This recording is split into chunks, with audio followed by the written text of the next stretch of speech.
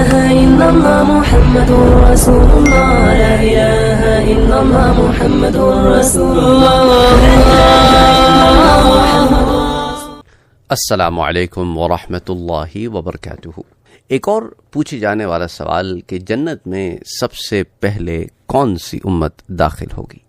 تو یاد رکھیں کہ صحیحین میں یعنی امام بخاری اور امام مسلم دونوں نے اس روایت کو جمع کیا ہے۔ امام بخاری کتاب الجمعہ میں اور امام مسلم بھی کتاب الجمعہ میں اسے روایت کرتے ہیں حضرت ابو ہریرہ رضی اللہ تعالی عنہ سے۔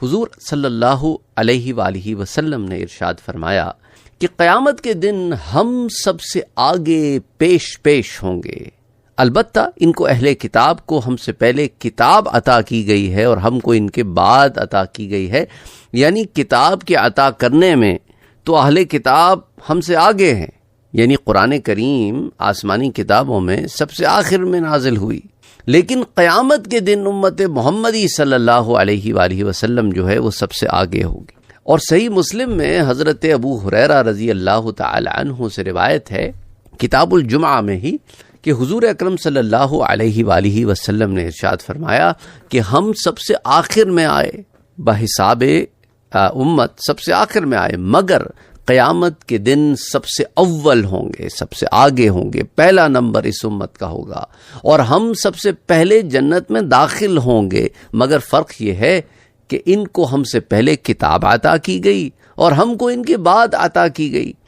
وہ آپس میں اختلاف کر بیٹھے، اور جہاں تک ہمارا معاملہ ہے تو اللہ سبحانہ و تعالی نے ہمارے لیے یہ آسانی فرمائی کہ ہمیں اس چیز کی طرف رہنمائی کی، اس حق کی طرف رہنمائی کی جس کے معاملے میں پہلی امتیں، پچھلی امتیں اختلاف کر بیٹھے تھے، چاہے وہ حضرت عیسیٰ علیہ السلام کا معاملہ ہو، چاہے وہ دیگر اور پیغمبروں کا معاملہ ہو، کسی پیغمبر کی شان کا معاملہ ہو، کسی پیغمبر کے معاملے میں کوئی ان میں اختلاف ہو، وہ سارے معاملات ہمارے لیے اللہ نے کھول دیے اور پھر ہمارے ذریعے ان کے لیے کھول دیے۔ تو ان میں سے جو لوگ ہدایت اختیار کرنا چاہیں تو ان کے لیے یہ راستہ کھلا ہوا ہے، لیکن اللہ نے ہم پہ خاص کرم کیا کہ ہمارے لیے سارے معاملات کھول دیے کہ ہمیں ہر وہ معاملہ جس میں وہ اختلاف کر بیٹھے تھے ہمارے لیے اسے حل کر دیا گیا۔ اچھا، امام دارقطنی نے حضرت عمر بن الخطاب رضی اللہ تعالی عنہ سے یہ روایت نقل کی ہے کہ حضور صلی اللہ علیہ وآلہ وسلم نے ارشاد فرمایا کہ جنت تمام انبیاء کے لیے اس وقت تک حرام کر دی گئی ہے کہ جب تک میں اس میں داخل نہ ہو جاؤں۔ تو حضور صلی اللہ علیہ وآلہ وسلم کے داخلے سے پہلے کسی اور نبی کو، کسی اور رسول کو جنت میں داخلے کی اجازت نہیں ہے، ان کے لیے گویا حرام ہے، ممنوع ہے ان کے لیے، یہاں تک کہ حضور اس میں داخل ہو جائیں۔ اور اسی طرح فرمایا اور تمام امتیوں کے لیے، یعنی تمام امتیں جو تم سے پہلے گزری ہیں ان کے لیے بھی جنت میں داخلہ حرام ہے، یہاں تک کہ میری امت اس میں داخل نہ ہو جائے۔ تو حضور صلی اللہ علیہ وآلہ وسلم کی امت سب سے پہلی امت ہوگی جو جنت میں داخل ہوگی، اور حضور صلی اللہ علیہ وآلہ وسلم تمام انبیاء اور تمام رسولوں میں سب سے پہلے ہیں جو جنت میں داخل ہوں گے۔ کنز العمال کی یہ روایت ہے۔ تو خلاصہ کلام کیا ہے کہ امت محمدیہ سب سے پہلے قبر سے اٹھائی جائے گی، سب سے پہلے محشر میں اعلیٰ جگہوں پر پہنچے گی، سب سے پہلے عرش کے سائے میں ہوگی، سب سے پہلے اس کا حساب کتاب ہوگا، سب سے پہلے پل صراط پار کرے گی، اور انشاءاللہ ان تمام معاملات کے بعد سب سے پہلے جنت میں داخل ہوگی۔ اب ایک اور سوال رہ گیا کہ اچھا، امت محمدیہ تو سب سے پہلے داخل ہونے والی امت ہے، لیکن کیا امت محمدیہ میں بھی کوئی ایسا شخص ہے جو باقی لوگوں سے پہلے داخل ہوگا؟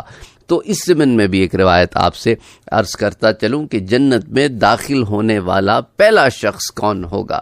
تو اس کے متعلق حضرت امام ابی داؤد رحمۃ اللہ علیہ اپنی سنن میں روایت کرتے ہیں حضرت ابو ہریرہ رضی اللہ تعالی عنہ سے کہ حضور اکرم صلی اللہ علیہ وآلہ وسلم نے ارشاد فرمایا کہ حضرت جبرائیل علیہ السلام میرے پاس آئے اور انہوں نے میرا ہاتھ پکڑا اور مجھ کو جنت کا وہ دروازہ دکھلایا جس سے میری امت داخل ہوگی۔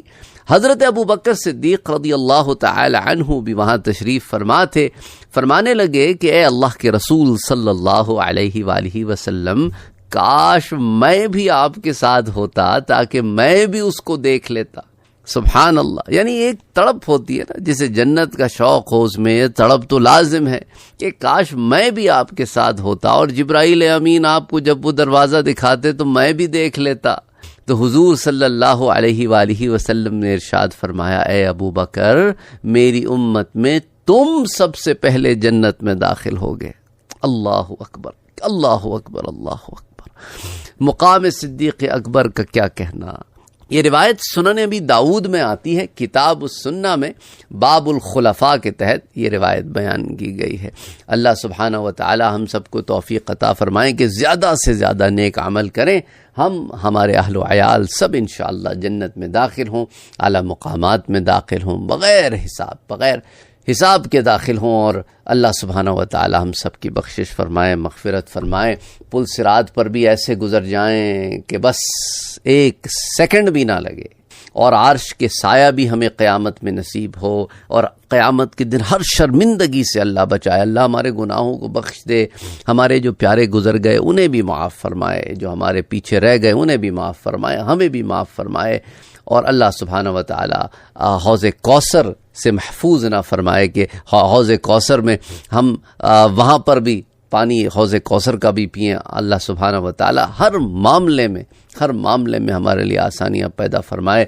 قبر سے اٹھیں کہ میدان حشر میں ہوں، کہ میدان حشر تک پہنچنے کا جو معاملہ ہے، میدان حشر میں کھڑے رہنے کا جو معاملہ ہے، میدان حشر میں حساب کتاب کا جو معاملہ ہے، پل صراط کا جو معاملہ ہے، یہ سارے معاملات میں اللہ آسانیاں پیدا فرمائے. آمین.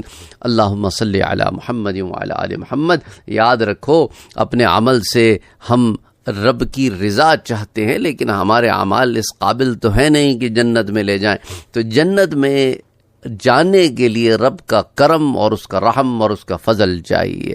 لیکن یہ بات بھی غلط ہے کہ بندہ عمل کوئی نہ کرے اور کہے کہ رب مجھے جنت میں داخل کر دے گا، وہ تو بڑا رحیم ہے، کریم ہے. نہیں، تمہارا کام عمل کرنا ہے. ہاں، رب کا کام اسے قبول رب اسے قبول فرمائے گا انشاءاللہ تعالی. ہماری ٹوٹی پوٹھی عبادتیں جو ہیں انہیں قبول فرمائے گا. اور بے شک انما الاعمال بالنیات، عملوں کا دار و مدار نیتوں پہ. اپنی نیتیں ٹھیک رکھو، محنت کرتے رہو، محنت سے جینا چراؤ، اور رب کی رضا کے لیے کام کرتے رہو. اللہ سبحانہ و تعالی آسانیاں پیدا فرمائے. دیکھو، زندگی کی مشکلات اور پریشانیاں سب کے ساتھ لگی ہیں. مختلف تصاویر جو فلسطین میں رہنے والے فلسطینیوں کی آ رہی ہیں، دل چھلنی ہو جاتا ہے. ایسی تصویریں ہیں کہ دو چھوٹے 8 سال 7 سال کے بھائیوں کی تصویر ہے، اور پھر اس کے برابر وہ تصویر ہے کہ ان میں سے ایک بھائی نہیں رہا، اس کا کفن میں اس کی جسم پڑا ہے، اور ساتھ وہ بھائی کھڑا ہے جو اس تصویر میں بھی تھا، جو زندہ رہ گیا، اور ساتھ ماں جو ہے وہ کفن کے ساتھ بیٹھی ہے اور سمجھ نہیں آ رہا اسے. ایسی کیفیتیں ہیں، میں الفاظ میں بیان نہیں کر سکتا. آپ کو بس رونگٹے کھڑے ہو جاتے ہیں، آنسو جاری ہو جاتے ہیں، اور دستے دعا بلند ہوتا ہے کہ باری تعالیٰ اذا جاء نصر اللہ والفتح، باری تعالیٰ یہ جو تیری نصرت ہے نا، باری تعالیٰ یہ آ جائے جلد.